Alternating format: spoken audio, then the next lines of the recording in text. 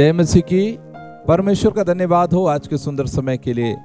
आज हम परमेश्वर के वचन से याकूब की पत्री उसके 4 अध्याय के 4 वचन से कुछ बातों को सीखने जा रहे हैं। यहाँ पर लिखा है, हे व्यभिचारिणियों, क्या तुम नहीं जानते कि संसार से मित्रता करनी परमेश्वर से बैर करना है। अतः जो कोई संसार का मित्र होना चाहता है वह अपने आप को परमेश्वर का बैरी बनाता है। यहाँ पर परमेश्वर के वचन में याकूब हर जगह जहाँ पर हे भाइयों, हे मेरे प्रियों करके यूज करता है, अचानक यहाँ पर व्यभिचारिणियों करके इस्तेमाल कर रहा है। ये व्यभिचारिणियों का मतलब क्या है? ये व्यभिचारिणी संसारिक व्यभिचारिणी या संसार के लोग जो आज व्यभिचार में फंस रहे हैं उसके विषय में याकूब बात नहीं कर रहा है, परंतु यहाँ पर याकूब आध्यात्मिक व्यभिचार के विषय में बात कर रहा है। आध्यात्मिक व्यभिचार, हाँ आध्यात्मिक व्यभिचार, हम परमेश्वर से जुड़े हुए हैं, परमेश्वर के साथ चल रहे हैं, तो हम आध्यात्मिक व्यभिचार में कैसे फंस सकते हैं, इसके विषय में याकूब यहाँ पर सिखाना चाह रहा है कि आत्मिक व्यभिचार संसार के साथ मित्रता है। यदि हम संसार के साथ मित्रता कर रहे हैं, समझ जाइए हम आध्यात्मिक व्यभिचार में फंसे हुए हैं। व्यभिचार का मतलब क्या है? आप इस बात को जानिए कि हर एक मसीही विश्वासी जो प्रभु यीशु मसीह पर विश्वास करता है वह यीशु मसीह से विवाहित हो चुका है। यीशु मसीह उसे बयाने में पवित्र आत्मा दिए हैं और एक दिन वापस प्रभु यीशु मसीह उसे लेने के लिए आएंगे।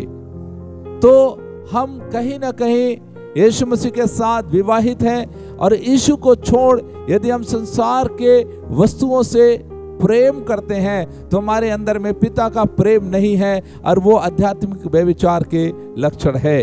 पुराने नियम में भी यदि आप देखेंगे तो परमेश्वर के दास लोगों ने परमेश्वर को अपना पति के रूप में स्वीकार करते थे और मानते थे। नए नियम के अंदर में भी हम विश्वासी अपने आप को यीशु के दुल्हन के रूप में प्रस्तुत करते हैं। इसलिए मेरे प्रियो, यीशु का दुल्हन अर्थात संसार से बैर रखने के बराबर है। अब दूसरी बात, जिस तरह वैवाहिक व्यभिचार एक भयानक पाप है, उससे कहीं अधिक पाप आध्यात्मिक व्यभिचार है। अर्थात यदि हम यीशु मसीह को छोड़ संसार से प्रेम करते हैं, जिस तरह यूहन्ना की पत्री 2 अध्याय उसके 15वें आयत में ऐसा लिखा है, तुम ना तो संसार से और न संसार की वस्तुओं से प्रेम रखो, क्योंकि जो कोई संसार से प्रेम रखता है उसमें पिता का प्रेम नहीं है।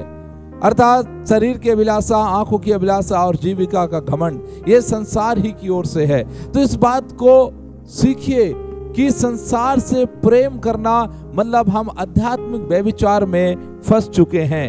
तीसरी बात हम देख सकते हैं कि संसार से मित्रता मतलब परमेश्वर से मित्रता का विरोधी है। हम दोनों को मित्र नहीं बना सकते, या तो संसार से हमारी मित्रता रहेगी या तो परमेश्वर से हमारी मित्रता रहेगी। आज हमें डिसाइड करना होगा कि हम अपना मित्र किसे बना रहे हैं। यदि हमने परमेश्वर को अपना मित्र के रूप में चुन लिया है, परमेश्वर को अपना पति के रूप में अर्थात दूल्हा के रूप में चुन लिया है, तो फिर हमें संसार से बैर रखना ही पड़ेगा।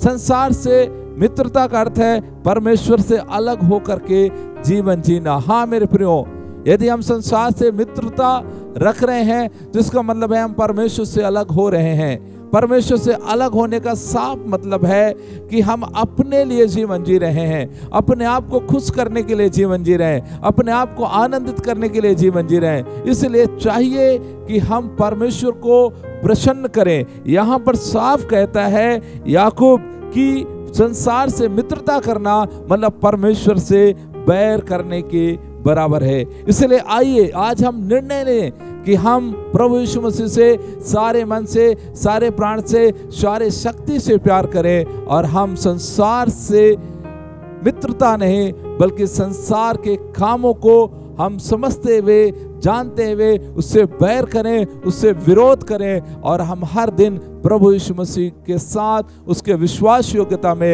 एक अच्छी दुल्हन के समान अपने दूल्हा का इंतजार करते हुए हम बढ़ते जाएं। आमीन।